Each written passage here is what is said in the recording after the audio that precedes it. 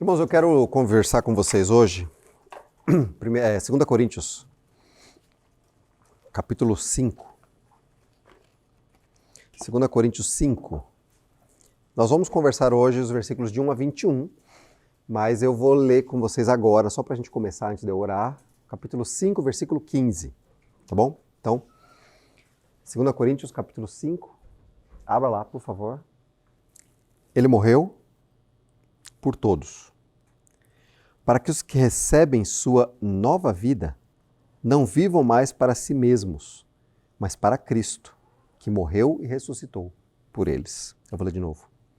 Ele morreu por todos, para que os que recebem a sua nova vida não vivam mais para si mesmos, mas para Cristo, que morreu e ressuscitou por eles.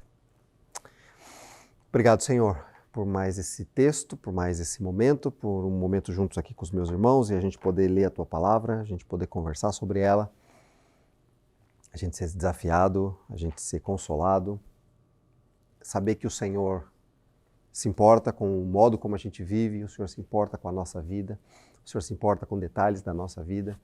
Muito obrigado, Senhor. Obrigado pelo privilégio que o Senhor nos dá aqui de, nesse primeiro domingo desse ano, a gente poder estar juntos, cultuando ao Senhor e ouvindo a Tua Palavra. Peço que nosso ano seja um ano de buscar ao Senhor, de viver para o Senhor. Nos ajuda como igreja a viver para o Senhor nesta terra. Nós oramos assim, agradecidos pelo privilégio de sermos conduzidos pela Tua Palavra. Por favor, nos ajuda a entender a direção que o Senhor quer que a gente vá. Em nome de Jesus é que eu oro agradecido. Amém. Amém. Amém? Irmãos, eu quero conversar com vocês hoje nesse texto, pensando que hoje é o primeiro domingo do ano. E o tema para mim hoje, eu quero conversar com vocês, é Ano Novo, nossa nova vida nesta terra, tá bom? Então é sobre isso que eu quero conversar com vocês hoje, estamos entrando no Ano Novo, e como eu disse na semana passada, que ainda era ano passado, né, no domingo, eu falei sobre a gente saber que é só mais um dia que mudou. De fato é. Mas existem marcas, né, de que o ano está passando, que a vida está passando, de que os anos estão passando. E aí, então nós entendemos que estamos começando mais um ano. Mais o início, né? O início de mais um ano. E aí, ano novo, nós precisamos pensar na nossa vida. Mas mais do que isso, eu quero que nós, como crentes, a gente pense na nossa nova vida. Nós temos uma nova vida em Cristo. E a gente vai falar sobre isso hoje. A nossa nova vida, não só aguardando a eternidade, mas a nossa nova vida nesta terra. Tá bom? Sobre isso que Paulo fala aqui nesse capítulo 5, eu quero conversar com vocês um pouco sobre isso. Tá bom? Só antes da gente olhar para o texto, eu vou dar um panorama rápido, tá? É só uma introduçãozinha rápida para a gente entender. Irmãos, Paulo está escrevendo para a igreja em Corinto. Então, rapidamente, vocês lembrarem, Corinto era uma cidade que ficava na Grécia e era uma cidade onde ela era muito religiosa, por um lado, tá? Religiosidade muito grande, mas uma religiosidade idólatra. Muitos deuses, muita adoração a outros deuses, templos de diversos tipos espalhados e imoralidade, muita imoralidade, porque além de a imoralidade estar envolvida com a questão religiosa, a imoralidade ainda era uma cidade de porto, era um porto lá. Então muitos navios de vários lugares passavam por ali, então havia muita imoralidade naquela cidade. Então só lembrando disso. Paulo está escrevendo para uma igreja, ele não está escrevendo para os cidadãos de Corinto, ele está escrevendo para a igreja dos crentes ali, de Corinto. E como era essa igreja, irmãos? Essa igreja que vivia nessa cidade? Era uma igreja mista em diversos sentidos. Ela tinha judeu, tinha não judeu, tinham pessoas que tinham vindo, né, dessa religiosidade imoral ou idólatra, tinham pessoas que tinham vindo de talvez não reconhecer Deus em nada, só viver na vida, bagunçando. Então tinham pessoas de todo tipo nessa igreja. Porém, aparentemente, o que a gente percebe, olhando para as cartas, não só para essa, mas para a primeira carta também de Paulo aos Coríntios, já era uma igreja com um pouco mais de estrutura, já era uma igreja que estava um pouquinho mais formada, né? O apóstolo Paulo fala que aí no meio de vocês não falta nenhum dom. Tipo assim, todo mundo está servindo, muita gente está servindo e estamos uns servindo aos outros. Mas a igreja, ela teve vários problemas e a primeira carta foi isso. 1 Coríntios. Era o apóstolo Paulo escrevendo para a igreja, corrigindo um monte de problemas que tinha na igreja. Né? Mostrando o quanto eles eram amados por Deus, mas que eles precisavam corrigir problemas. E agora a segunda carta já é uma carta um pouco mais alegre. Por quê? Porque os irmãos aceitaram essa exortação de Paulo. Pelo menos a princípio, né? Eles aceitaram essas correções e eles estavam corrigindo os seus problemas. Inclusive ensinos errados estavam entrando na igreja. Então, era uma igreja onde já estava tendo esse retorno, vamos dizer assim, de busca ao Senhor. Então o contexto é isso, né? Que a igreja aceitou a orientação da primeira carta e estava lutando contra os seus pecados. Então era uma carta um pouco mais alegre, ok? Qual é o objetivo para mim hoje, para a gente olhar para esse texto? Qual é o objetivo para nós hoje ao olhar para esse texto? É pensarmos na perspectiva sobre a nossa vida. Tá? É sobre isso que eu quero conversar com vocês hoje. Como nós olhamos para a nossa vida? Qual é a perspectiva que nós temos para a nossa vida? E aí eu quero ver isso com vocês agora nesses textos. O que é a nossa vida? É a primeira coisa que eu quero conversar com vocês. Paulo vai falar, nos primeiros 5 versículos, o apóstolo Paulo vai falar o que é essa nossa vida. Do que nós estamos falando? Eu falei que a perspectiva sobre a vida. Eu falei que eu quero conversar com vocês sobre o ano novo, nossa nova vida nessa terra. Então, o que é a nossa vida? E aí o apóstolo Paulo, nesses primeiros 5 versículos, ele vai fazer um contraste para nós, mostrando a realidade entre tenda e casa. Você sabe a diferença entre tenda e casa? Já tentou morar numa tenda? Não, já passou talvez um fim de semana, já passou talvez, no mais, aqueles que acampam muito, talvez uma semana. Mas morar numa tenda é algo complicado, é passageiro. A casa tem estrutura, né? Então o apóstolo Paulo vai fazer essa comparação e eu quero ler com vocês agora esses versículos. Versículos de 1 a 5. Se você tem a sua Bíblia aí e quiser acompanhar, senão eu coloquei ali na tela, a gente vai ler juntos aqui. Eu vou pedir para você acompanhar, enquanto eu vou destacando algumas coisas do que o apóstolo Paulo fala. Ele diz assim no versículo 1, 2 Coríntios 5, versículo de 1 a 5. Sabemos que quando o nosso corpo terreno, esta tenda em que vivemos, se desfizer, teremos um corpo eterno, uma casa no céu, feita para nós pelo próprio Deus e não por mãos humanas.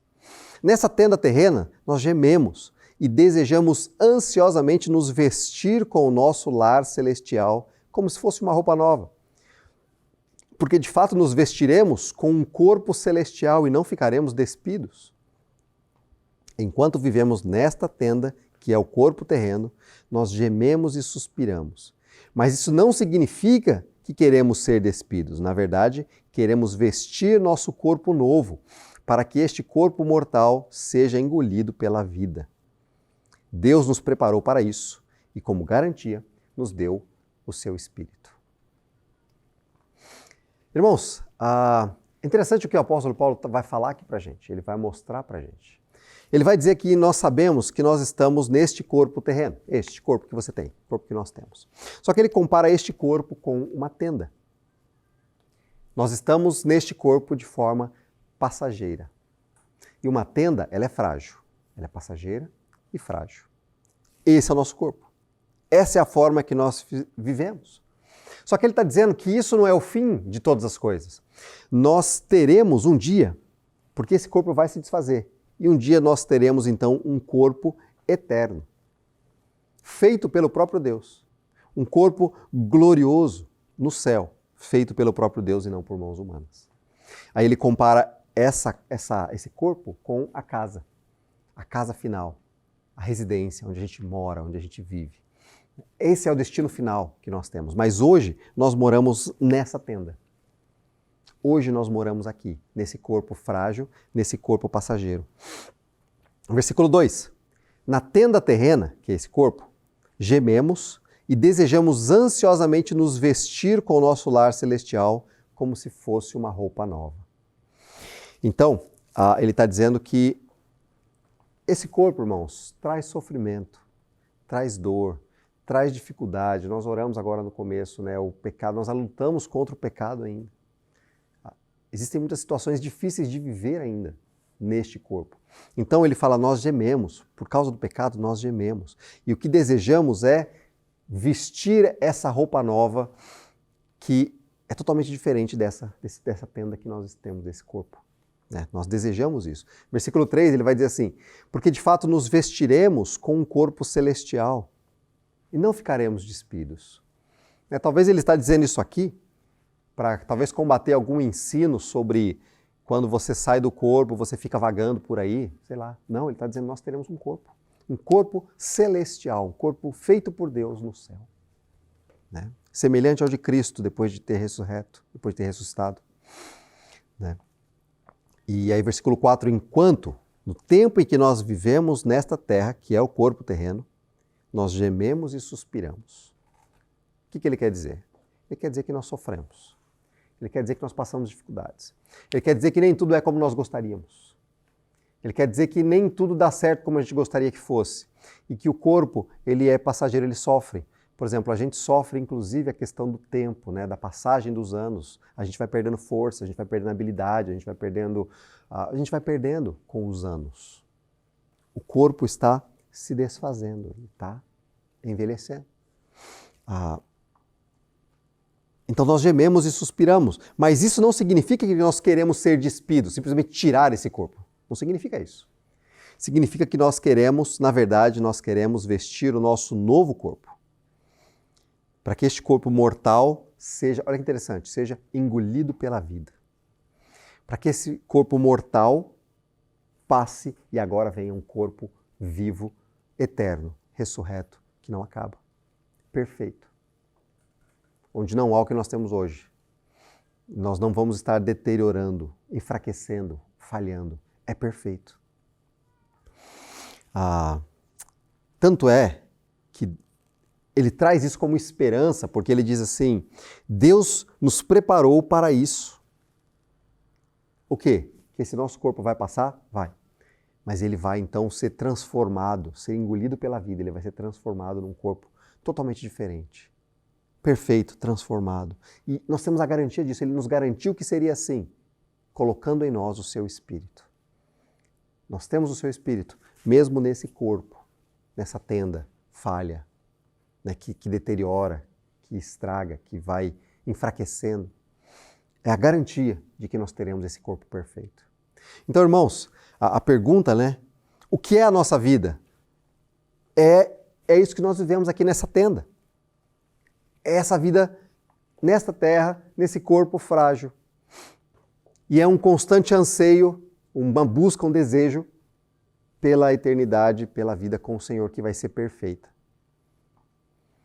Por mais que a gente seja pessoa, por mais que nós sejamos pessoas gratas, e eu espero que nós sejamos pessoas gratas, mas por mais que nós sejamos pessoas gratas, constantemente a gente luta com aquela coisa de parece que está faltando alguma coisa.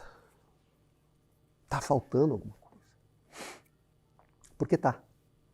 Na verdade, nós ainda não estamos completamente cheios e transbordantes do que vai ser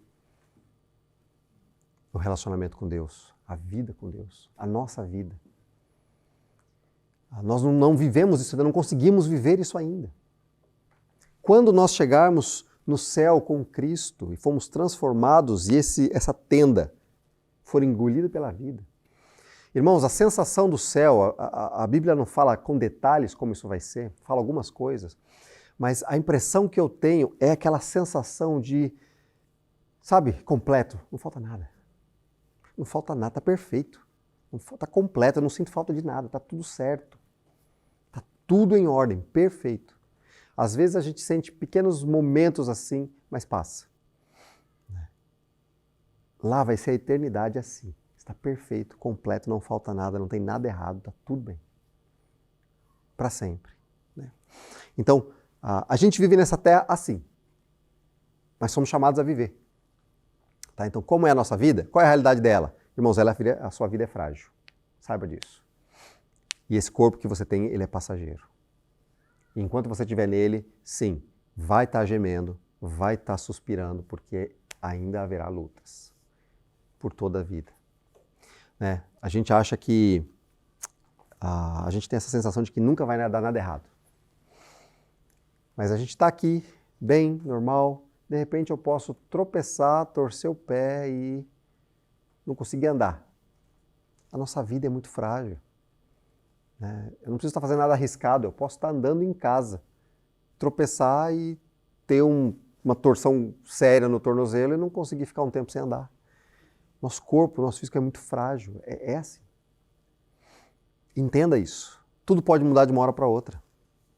De repente. Porque nós vivemos nessa tenda. Não é para você se desesperar ou se entristecer, é para saber. A vida é assim. Tá? Nós vamos continuar um pouco. Então, primeiro eu fui falar com vocês, o que é essa vida. Eu falei que nós temos, então, uma nova vida. Estamos vivendo um ano novo, essa nova vida, mas então eu falei o que é. O que é essa luta entre viver nessa tenda. Agora, o próximo passo... Anda. Como viver? Como viver essa nova vida? Então, mais do que a gente saber o que é a vida e a gente perceber que é essa tenda, agora perguntar, então tá, como viver nesta tenda passageira? Como viver da melhor forma possível? E aí, irmãos, a gente vai falar sobre um tema que não é um negócio que a gente gosta muito de falar, a gente não fala muito, é viver diante como que eu vou dizer? Diante de saber, da consciência de que estaremos diante do julgamento de Cristo. Aí você vai dizer, não, mas peraí, a gente constantemente fala que não há mais condenação, que fomos justificados, Deus nos declara justos, temos falado sobre isso constantemente em Romanos, mas que história é essa de julgamento de Cristo? Vamos ler o texto, depois a gente conversa um pouco sobre isso, eu vou explicando no texto. Versículo de 6 a 10, então, como viver? Portanto, lembra, pensando naquilo que ele falou antes, já que nós vivemos nessa tenda e temos a garantia que nós vamos ter uma nova vida, portanto, nós temos sempre confiança, apesar de sabermos que enquanto vivemos neste corpo, não estamos em nosso lar com o Senhor. Nós vivemos aqui, mas vivemos em confiança. Confiança em Deus, descansando em Deus. Versículo 7. Porque vivemos por fé e não pelo que nós vemos. Porque se nós formos viver pelo que nós vemos, irmãos, nós vamos nos desesperar. Se a gente perceber que existe uma crise mundial, existe guerras acontecendo a qualquer lado, existem terremotos que podem acontecer a qualquer momento, existem tsunamis que podem surgir, existem coisas que podem nos machucar, nos separar, existem bombas que podem explodir, guerras. Se a gente for viver pensando nisso, se a gente pensar que pode ser que eu não tenha emprego amanhã, pode ser que eu não tenha sustento amanhã, nós viveremos desesperados. Nós não somos chamados a viver assim. Nós somos chamados a viver em confiança no Senhor. Enquanto vivemos neste corpo, nós não estamos ainda no lar celestial, tá? Mas temos que viver nessa vida com confiança. Versículo 8. Sim, temos confiança absoluta e preferimos deixar este corpo terreno para estar, então, em nosso lar com o Senhor. O apóstolo Paulo está dizendo, ele já disse isso em Filipenses, se você lembra. Ele fala, para mim seria muito melhor partir dessa tenda, desse corpo frágil. Eu apanhei tanto, Paulo poderia dizer, eu apanhei tanto já nessa vida aqui, que para mim seria muito bom poder deixar essa terra e poder ir para junto do Senhor, no lar perfeito. Mas ainda que nós não estamos nesse momento ainda, então assim, versículo 9, assim, já que nós não estamos lá ainda, quer estejamos neste corpo, nesta tenda, ou quer deixemos este corpo, isto é, a gente morra, o nosso objetivo sempre é agradar ao Senhor. Seja na vida ou na morte. É isso que o apóstolo Paulo fala lá em Filipenses também. Seja na vida ou na morte, o meu desejo é sempre agradar ao Senhor. Se eu fico aqui, fico para agradar ao Senhor. Se eu vou embora, vou para glorificar o Senhor. de forma perfeita. Então eu vivo com essa expectativa. Como eu devo viver nessa terra? Olha o versículo 10, que talvez é aquilo que nos incomode um pouco. Pois todos nós teremos de comparecer diante do tribunal de Cristo, para que cada um receba o que merecer pelo bem ou mal que tiver feito neste corpo terreno. Uma vez que nós deixarmos este corpo terreno, nós não sabemos quando isso vai acontecer, mas o texto diz que todos nós compareceremos diante de Cristo como juiz. E Ele vai olhar para a nossa vida e Ele vai julgar tudo aquilo que nós fizemos com este corpo que Ele nos deu. Com esta vida que Ele nos deu. Não só corpo nesse sentido, mas com a vida como um todo que Ele nos deu. Aí, irmãos, talvez você pense agora, vem aquela luta, né? Mas espera aí, não tem aquele lance de que já não há mais condenação? Estamos salvos? Sim, estamos salvos. Né? A imagem que o apóstolo Paulo coloca aqui é de um tribunal. Era comum em Corinto. Era um local, tipo um tablado mais alto, um palco, onde os juízes ficavam ali, eles ficavam julgando as situações, as causas, condenando ou absolvendo. Mas no caso aqui do cristão, o que o apóstolo Paulo quer dizer para nós, já que não há condenação, já que já estamos salvos? Então esse julgamento que nós cristãos vamos enfrentar, e nós vamos enfrentar, você vai enfrentar, diante de Cristo, é um julgamento para Ele olhar para a sua vida e premiar você por tudo que você fez que o glorificou nesta terra. Então entenda, esse julgamento não vai ter castigo. Vai ter mais prêmio ou menos prêmio. Tá? Imagina a formatura, né? Estão todos os alunos se formando naquele ano e eles vão lá participar da formatura deles e está todo mundo ali. Uns tiveram notas melhores do que os outros, mas todos se formaram. Talvez uns vão ser mais reconhecidos em algumas coisas do tipo, tiveram notas melhores, outros não vão ser citados nesse sentido de que tiveram notas melhores. Mas todos eles estão ali, se formando. Esse julgamento é mais ou menos isso. Tá? Todos nós passaremos por ele, onde Cristo, diante dele, ele vai falar sobre a nossa vida. E tudo de bom, tudo daquilo que o glorificou, tudo aquilo que foi feito para a honra dele, ele vai exaltar. Não sei se vocês lembram daquela parábola onde Jesus conta, né, dos talentos. O que a gente não quer receber prêmio, o objetivo não é receber prêmio, irmãos. O objetivo é, assim como na parábola dos talentos, quando o Senhor volta, ele diz, servo bom e fiel, você foi fiel no pouco. Né? Essa é a ideia aqui desse tribunal. O Senhor vai olhar para a nossa vida e tudo aquilo que a gente fez nessa terra, que Ele nos permitiu fazer, que Ele nos ajudou, que Ele nos capacitou a fazer, tudo isso. E poder ouvir dele, servo bom e fiel. Você foi fiel com o que eu te dei. Você usou o que eu te dei para o bem. Então aqui não tem uma palavra de condenação. Aqui tem uma palavra de ânimo e incentivo. E é para nós um desafio, então. Um desafio porque todos nós compareceremos diante desse tribunal. Né? Não sabemos exatamente se você vai passar por esse tribunal logo depois que você morre, ou se vai ser depois todo mundo junto no final, em algum momento, que a igreja vai passar por isso. Mas isso é diferente daquele julgamento final onde separa os crentes dos incrédulos e uns vão para a condenação e outros para a salvação. Tá? Esse tribunal aqui é só com você que é crente. E o objetivo desse tribunal aqui é Deus reconhecendo e te premiando, vamos dizer assim, te dando presentes.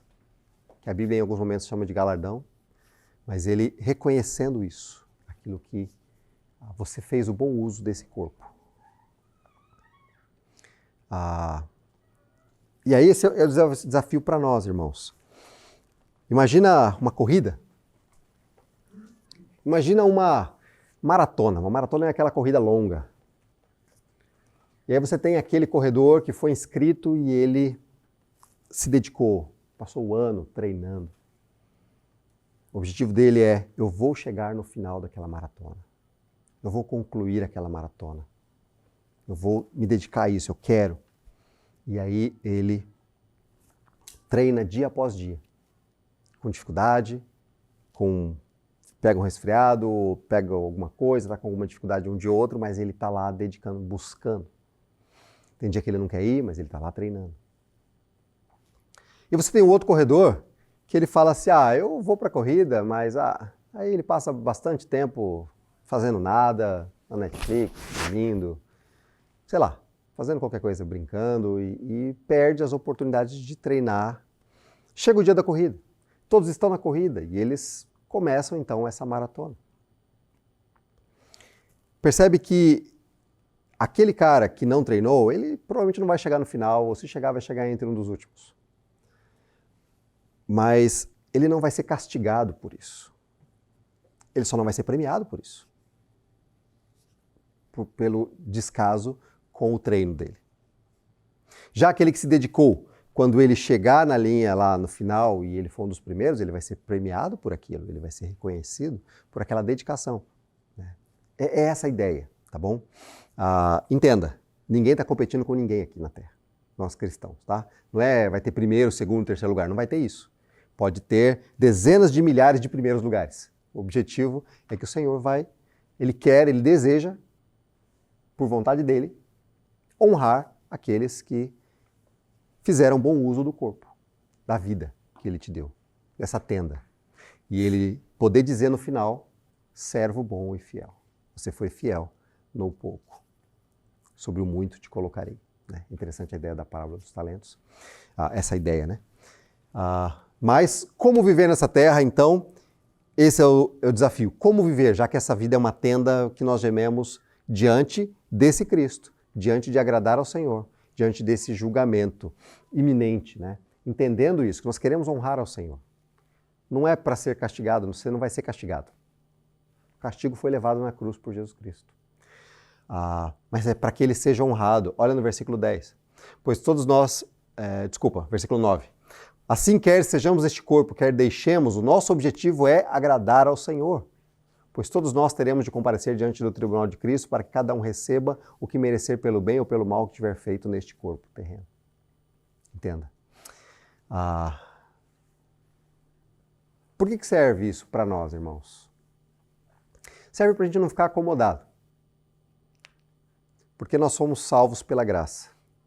Isso não depende de nós, foi dom de Deus, foi bondade de Deus. Mas assim como Paulo fala em Romanos, e a gente vai ver isso nas próximas semanas, então já que eu fui salvo pela graça, então eu posso continuar pecando para que a graça de Deus aumente? E Paulo vai dizer: não, jamais. Uma vez que eu fui salvo pela graça, eu quero honrar, eu quero agradar aquele que me salvou dessa forma. Eu quero honrá-lo. E essa é a ideia desse desafio para nós de entender que nós seremos aquilo como a gente viveu nessa terra, o Senhor vai honrá-lo por isso. E o mais legal é que constantemente o apóstolo Paulo vai viver esse dilema que ele vai falar para nós. Viva como se dependesse de você fazer tudo para honrá-lo. Mas saiba que você depende dele para que você consiga viver para honrá-lo. Dá para entender isso? Nós sozinhos não conseguimos, irmãos. Por isso, o desafio é depender cada vez mais dele. Viver em confiança mais dele, cada dia mais. Para que a gente possa usar esse corpo, essa tenda, para a glória dele melhor. Para agradá-lo. E aí depois, a gente viver o tribunal, isso é independente do que vai acontecer. É poder desfrutar dessa presença de Deus. Tá bom? Mas como viver? Com a iminência disso. Né? Sabendo que isso vai acontecer. Eu quero viver para agradá-lo. A pergunta é: por que viver assim? Então, se a minha vida é essa tenda passageira que eu gemo e eu passo dificuldade, e eu devo viver com essa iminência de agradar ao Senhor o tempo todo, por que viver assim? Por que viver assim? Ano novo, nossa nova vida em Cristo. O que motiva o meu serviço, o seu serviço, a minha vida, né? Vamos ler os versículos de 11 a 15. Por quê? Porque é o motivo. Por que fazer isso? Versículo 11 diz assim: assim, irmãos, conhecendo o temor do Senhor, isto é, temer o Senhor, eu temo o Senhor, eu sei quem Ele é. Né? Diante de tudo isso, né? Eu passarei pelo tribunal de Cristo, então assim, conhecendo o temor ao Senhor, procuramos persuadir outros. Deus sabe que somos sinceros e espero que vocês também o saibam. Estamos mais uma vez nos recomendando a vocês? Nada disso. Estamos apenas lhe dando motivos para se orgulharem de nós, a fim de que possam responder àqueles que se orgulham nas aparências e não no coração. É interessante essa questão, porque constantemente o apóstolo Paulo era questionado sobre a autoridade que ele tinha. E em Corinto foi assim. Questionavam, quem é você para estar falando? Quem é você para estar ensinando? E aí ele, volta e meia, ele reafirmava que o ministério dele veio do Senhor. Né? Então, vocês se orgulharem desse chamado do Senhor. Né? Porque tem gente que se orgulha pelas coisas que faz. E não é isso que ele estava fazendo.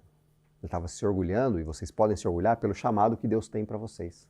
Deus colocou cada um de nós nessa maratona, irmãos. Todos nós estamos nela. Tá? Quando fomos transformados, entramos nessa maratona, nessa tenda. Versículo 13, se parecemos loucos, é para dar glória a Deus. Se mantemos o juízo, é para o bem de vocês. Tá? Então, entendendo isso, como nós vivemos esse mundo. Olha que interessante agora, o versículo 14 e 15, ele vai dizer por que nós vivemos desse jeito.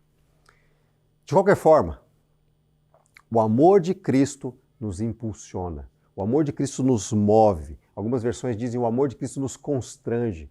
Ele nos impulsa, nos leva.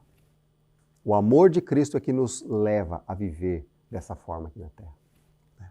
Porque cremos que Ele morreu por todos, também cremos que todos morreram. Olha o 15. Ele morreu por todos. Isso foi o amor dele por nós. Ele morreu por nós. Para que os que recebem a sua nova vida não vivam mais para si mesmos, mas para Cristo, que morreu e ressuscitou por eles. O amor de Cristo nos impulsiona, o amor de Cristo nos move, o amor de Cristo nos constrange. O amor de Cristo nos leva a viver dessa forma porque nós queremos agradá-lo, nós queremos honrá-lo, porque Ele nos amou tanto e nos ama tanto. Né? E aí ele vai dizer que nós temos uma nova vida. Nós temos agora um ideal diferente. Nós recebemos uma nova vida diferente do modo como aquele que não conhece a Cristo vive. E esse é o desafio para nós hoje. Porque, irmãos, nós vivemos nesse mundo. Volta e meia eu falo isso para vocês, né? Que quando você se converteu, alguma coisa aconteceu. Mas quando você olhou para a conta do banco, estava exatamente igual. Quando você olhou para o armário da cozinha, estava do mesmo jeito. Quando você olhou para os problemas que você tinha em casa, não tinha desaparecido instantaneamente. Você ainda estava naquelas mesmas situações. Mas houve uma transformação real na sua vida. Né? Quando você creu em Cristo. Você recebeu uma nova vida. A questão é, nós podemos viver essa vida assim como aquele que não conhece a Cristo vive. E essa é a nossa tendência. Porque a maioria ao nosso redor são pessoas que não conhecem a Cristo. Então elas vão viver, vão falar, vão discursar para você, vão tentar convencer você de que aquele jeito é o melhor jeito de viver. Mas ele não conhece a Cristo. O parâmetro dele está fora. Ele não leva Deus em consideração, ele não consegue fazer isso.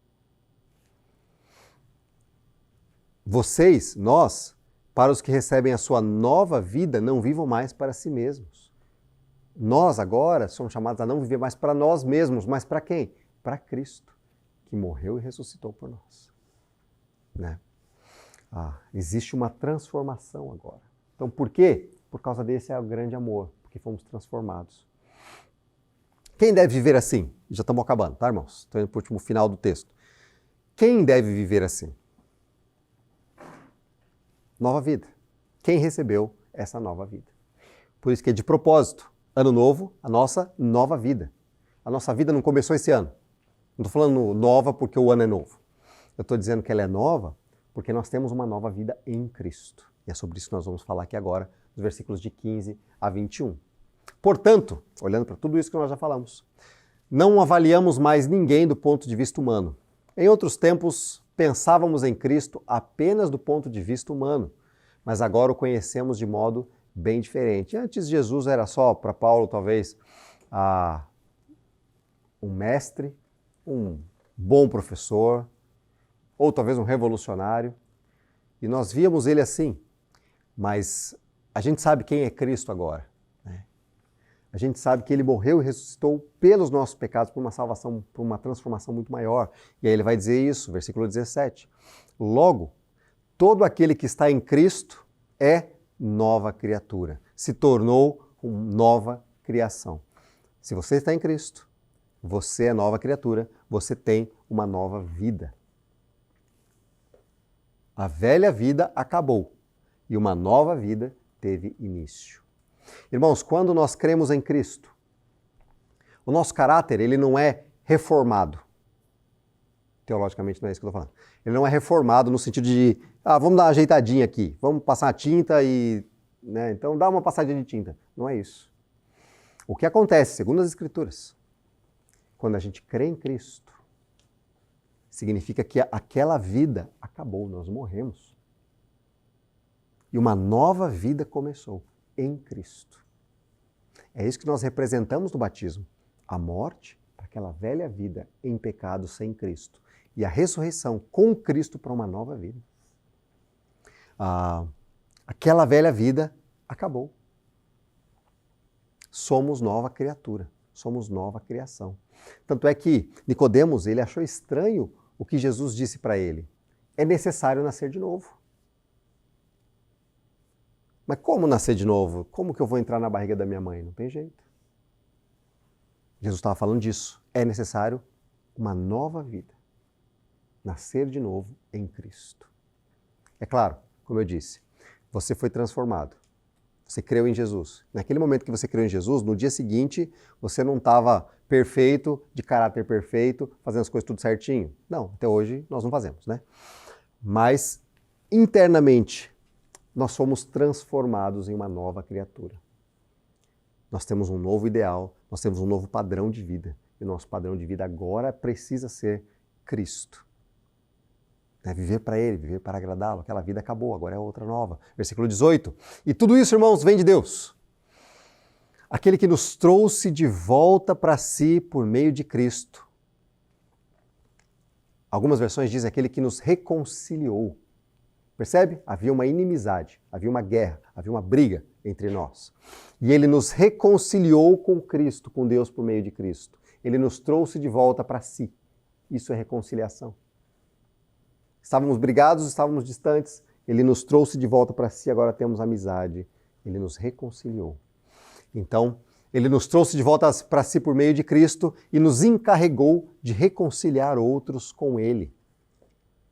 Então nós recebemos não só o ideal, um padrão de vida, mas agora nós temos uma missão. Olha o versículo 19. Pois em Cristo, Deus estava reconciliando consigo o mundo, não levando mais em conta os pecados das pessoas. E Ele nos deu esta mensagem maravilhosa de reconciliação. Agora, portanto, versículo 20, nós somos então embaixadores de Cristo. Deus faz o seu apelo através de nós, por nosso intermédio. Falamos em nome de Cristo quando dizemos, reconciliem-se com Deus. Irmãos, nós temos uma mensagem agora.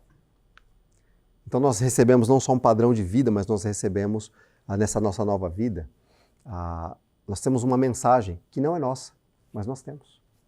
E todos vocês têm. Você não pode escolher, você tem.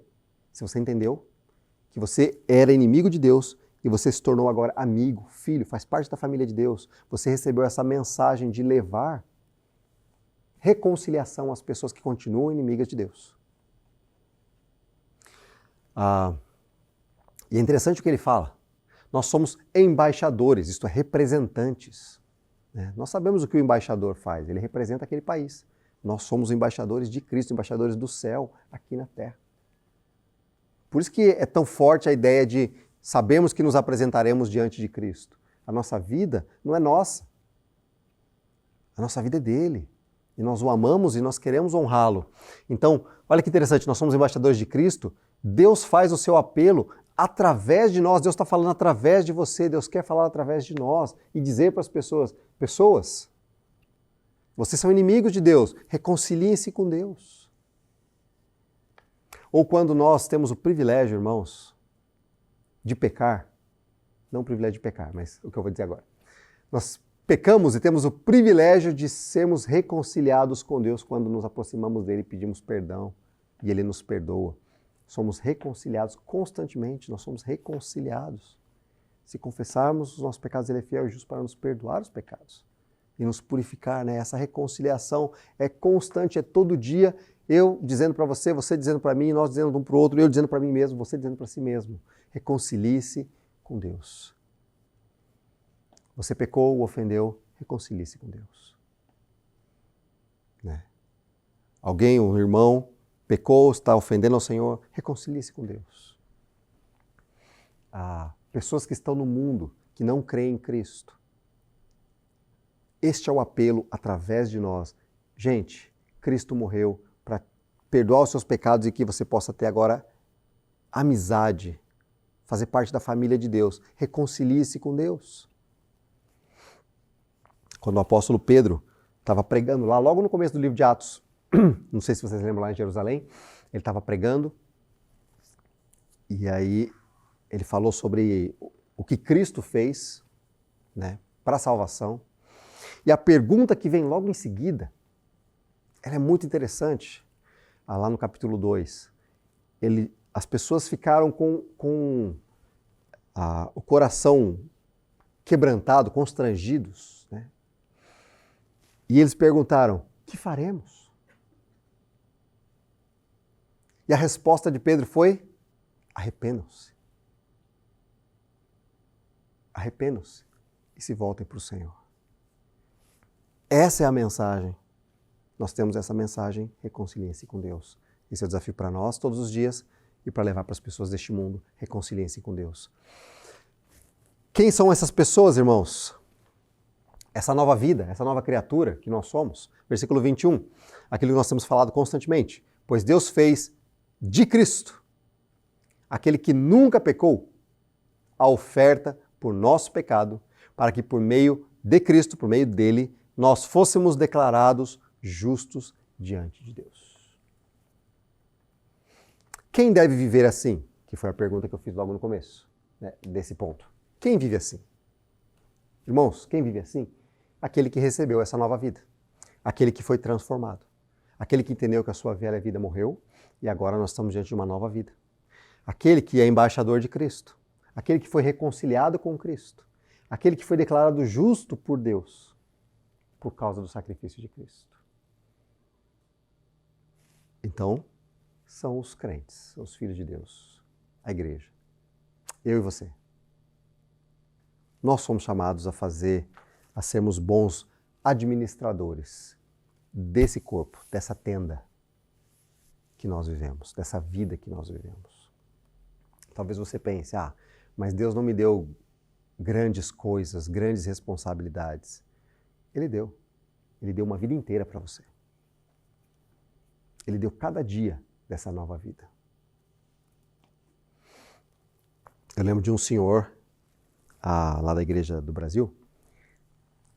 Hoje ele já é falecido, mas ele se converteu, ele tinha mais de 60 anos.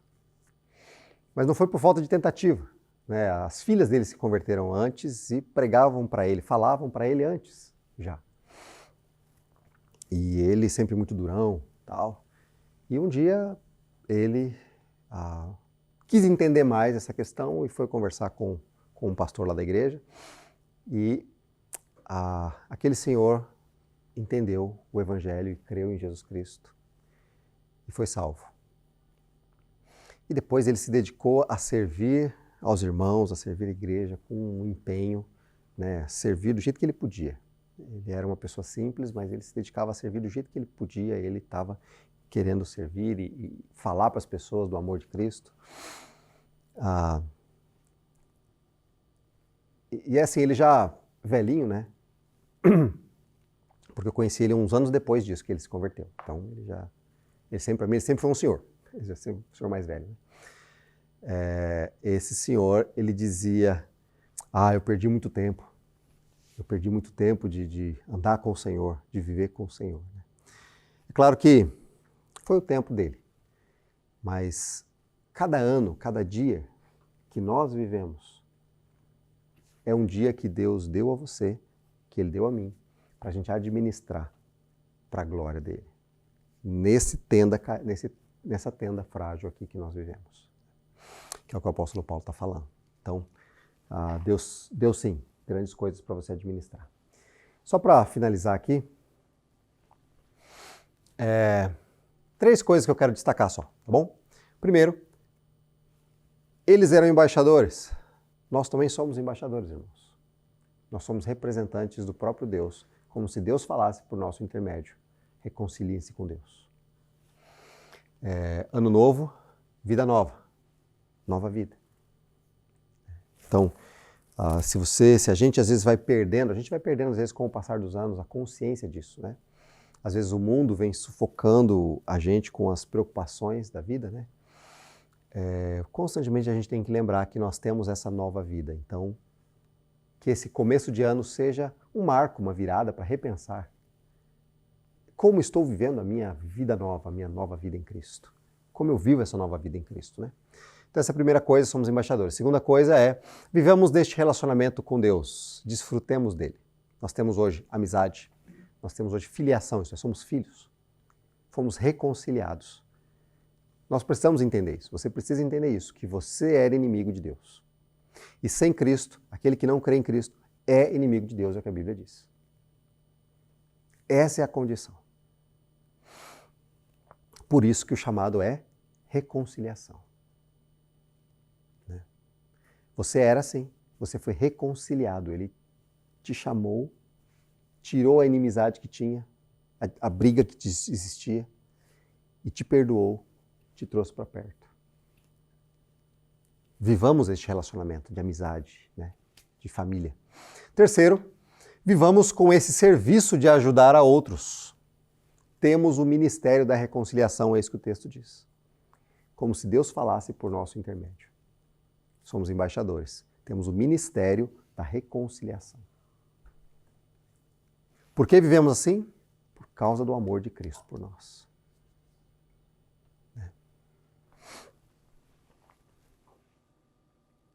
Antes de eu ia finalizar ali já, mas eu só vou voltar nas perguntas, só para a gente lembrar. Então, o que é a nossa vida? A gente lembrar essa realidade da tenda terrena que nós vivemos, aguardando, né, a casa eterna que nós viveremos. A segunda pergunta, então, se essa vida é frágil desse jeito, e a gente está gemendo hoje, como viver essa vida? E viver essa consciência de que queremos agradar ao Senhor. Queremos honrar ao Senhor com a nossa vida. Por que viver assim?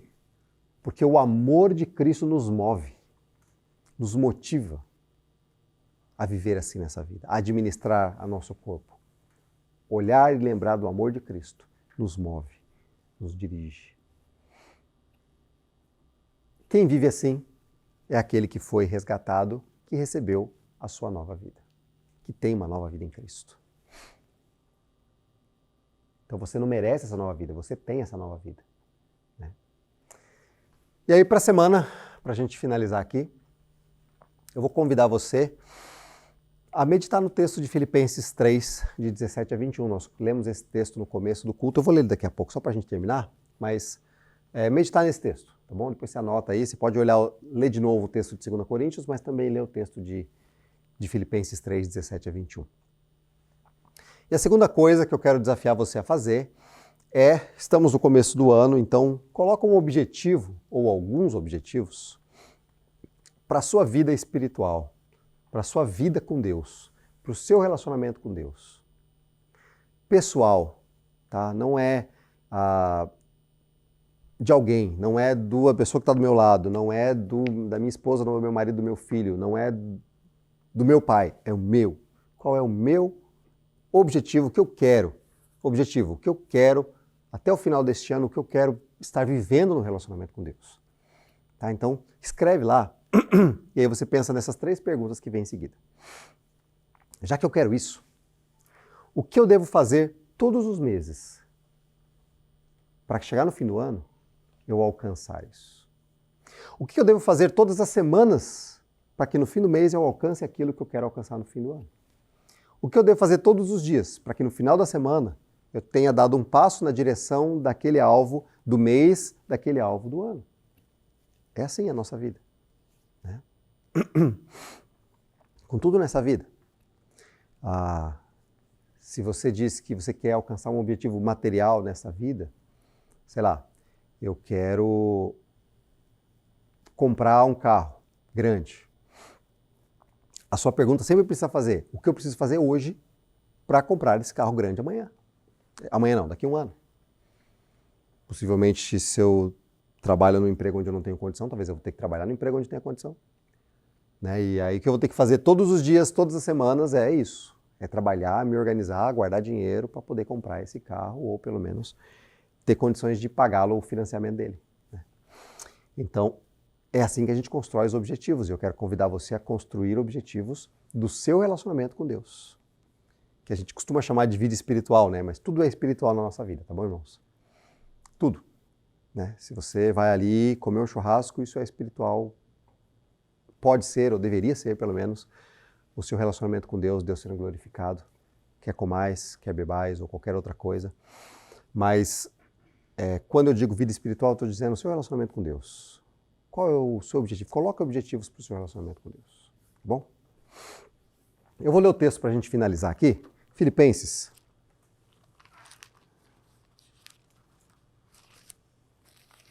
Eu li esse texto no começo, vou terminar lendo ele no final agora. Aí depois eu oro e a gente encerra nosso tempo juntos aqui. Filipenses 3, 17 a 21. Diz assim. Lembra de tudo que nós ouvimos hoje aqui ali em 2 Coríntios, tá? Vamos comparar com o que Paulo vai falar aqui agora no versículo 17.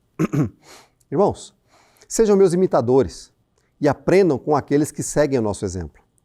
Pois, como eu lhes disse muitas vezes e o digo novamente com lágrimas nos olhos, há muitas pessoas cuja conduta, o modo como vivem, mostra que são, na verdade, inimigos da cruz de Cristo. Estão rumando para a destruição. O Deus deles é o seu próprio apetite, o seu próprio estômago, o seu próprio ventre. Vangloriam-se de coisas vergonhosas e pensam apenas na vida terrena. A nossa cidadania, no entanto, vem do céu, e de lá aguardamos ansiosamente a volta do Salvador, o Senhor Jesus Cristo. Ele tomará o nosso frágil corpo mortal e o transformará num corpo glorioso como o dele, usando o mesmo poder com o qual submeterá todas as coisas ao seu domínio.